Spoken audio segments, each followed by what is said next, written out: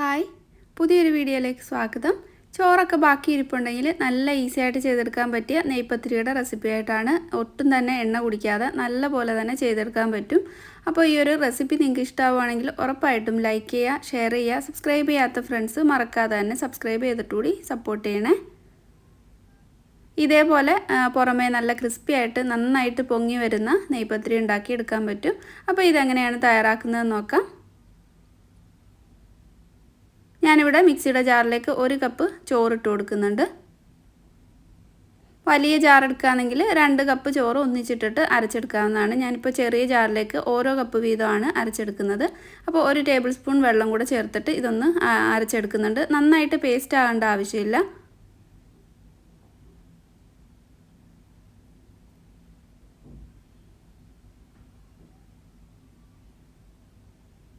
ഇതുപോലെ അരച്ചെടുത്തിട്ടുണ്ട്. ചെറിയ ചെറിയ തരികളുണ്ടായാലും കുഴപ്പമൊന്നുമില്ല. ഇനി ബാക്കിയുള്ള 1 കപ്പ് കൂടി ഇതുപോലെ തന്നെ അരച്ചെടുക്കാം. വെള്ളം ചേർക്കുമ്പോൾ ഒരുപാട് ചേർക്കരുത്. 1 ടേബിൾ സ്പൂണൊക്കെ മതിയാവും. ചേർക്കാതെ അരച്ചാൽ അത്രയും നല്ലതാണ്. നമുക്ക് അത്രയും പൊടി ചേർത്ത് കൊടുത്താൽ മതിയാവും പിന്നീട്. ഇനി ഇതിലേക്ക് തേങ്ങ ചതച്ചിട്ട് ചേർത്ത് കൊടുക്കണം. ഞാനിവിടെ ഒരു കൈപ്പിടി തേങ്ങ ഈ മിക്സിയുടെ ജാറിലേക്ക് ചേർത്ത് കൊടുക്കുന്നുണ്ട്. നമ്മളെടുക്കുന്ന ചോറിൻ്റെ മാവിൻ്റെ അനുസരിച്ചിട്ട് തേങ്ങ ചേർത്ത് കൊടുക്കുക. ചെറിയ ഉള്ളി ഒരു 5 എണ്ണം കൂടി ചേർത്ത് കൊടുത്തിട്ടുണ്ട്. ഇനി ഇതിലേക്ക് ഒരു 1/2 ടീസ്പൂൺ വലിയ ജീരകവും ചേർത്തിട്ട് ഇതൊന്ന് ചതച്ചെടുക്കാം. ഒരുപാട് അരഞ്ഞു പോകണ്ട.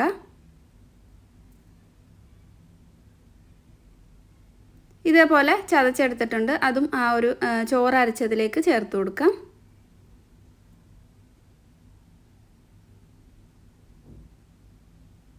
ഇനി ഇതിലേക്ക് ആവശ്യത്തിന് ഉപ്പ് ചേർക്കാം.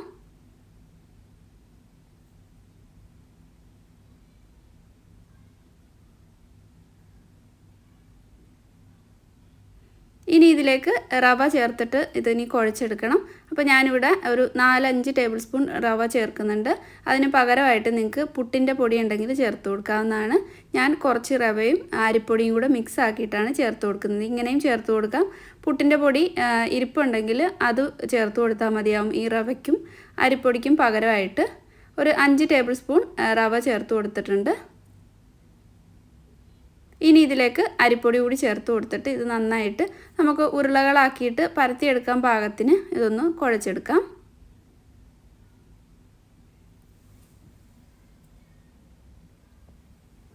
ഇത് റവ ചേർത്തിട്ടുള്ളത് കൊണ്ട് കുറച്ച് നേരം ഇരിക്കുമ്പോൾ ഇതൊന്ന് തിക്കായിട്ട് വരും.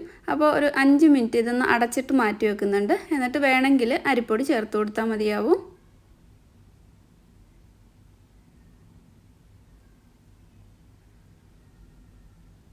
ഇപ്പോൾ 5 മിനിറ്റ് കഴിഞ്ഞിട്ടുണ്ട്. നേരത്തെ നമ്മൾ വെച്ചതിനെക്കാട്ടിയും കുറച്ചും കൂടെ ഒന്ന് മാവ് തിക്കായിട്ട് വന്നിട്ടുണ്ട്. ഇനി ബാക്കി ഇതിലേക്ക് അരിപ്പൊടി കൂടി ചേർത്ത് കൊടുക്കാം.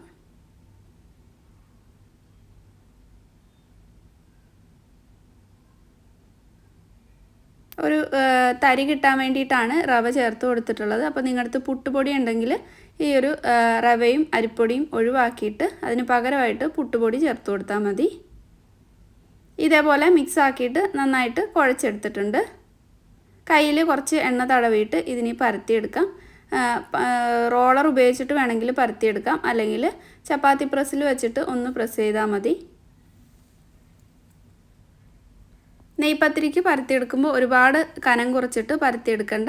കുറച്ച് കനത്തോട് കൂടിയിട്ട് പരത്തിയെടുക്കാം. ഇതേപോലെ പരത്തിയെടുത്തിട്ടുണ്ട്. എണ്ണ ചൂടാകാനായിട്ട് വെച്ചിട്ടുണ്ട്. എണ്ണ നന്നായിട്ട് തന്നെ ചൂടാക്കി എടുക്കണം.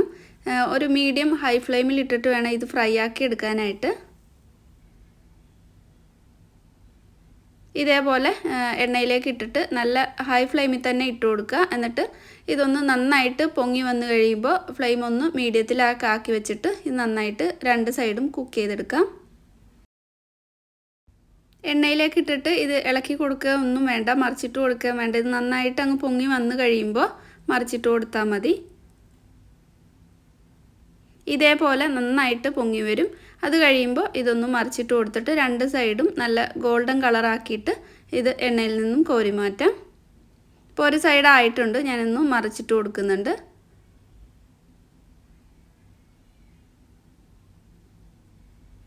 ഇത് ഇപ്പോൾ മീഡിയം ഫ്ലെയിമിലാണ് ഇട്ടിട്ടുള്ളത്. എന്നിട്ട് 2 സൈഡും കുക്ക് ചെയ്തിട്ട് ഇത് എണ്ണയിൽ നിന്നും കോരി മാറ്റി കഴിയുമ്പോൾ ഫ്ലെയിം ഒന്ന് കൂട്ടി വെച്ചിട്ട് വേണം അടുത്ത നെയ്പത്തിരി ഇട്ട് കൊടുക്കാനായിട്ട്.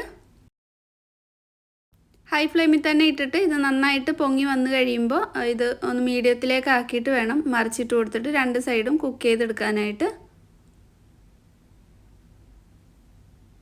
ഇതേപോലെ നന്നായിട്ട് പൊങ്ങി വന്നിട്ടുണ്ട്. ഇനി ഇത് മറിച്ചിട്ട് കൊടുത്തിട്ട് കുക്ക് ചെയ്തെടുക്കാം. അപ്പോൾ ചോറൊക്കെ ബാക്കിയുണ്ടെങ്കിൽ നല്ല ഈസി ആയിട്ട് ഉണ്ടാക്കിയെടുക്കാൻ പറ്റിയിട്ടുള്ള ഒരു നെയ്പത്തിരിയാണ്. ഇത് നന്നായിട്ട് തന്നെ പൊങ്ങി വരും. ഒരുപാട് എണ്ണയൊന്നും കുടിക്കാതെ തന്നെ നമുക്ക് ഇത് ചെയ്തെടുക്കാൻ പറ്റും. പുറമേ നല്ല ക്രിസ്പിയാണ്, ഉള്ളിൽ നല്ല പോലെ തന്നെ കുക്കായി ഇതുപോലെ പൊങ്ങി വന്നിട്ടുണ്ട്.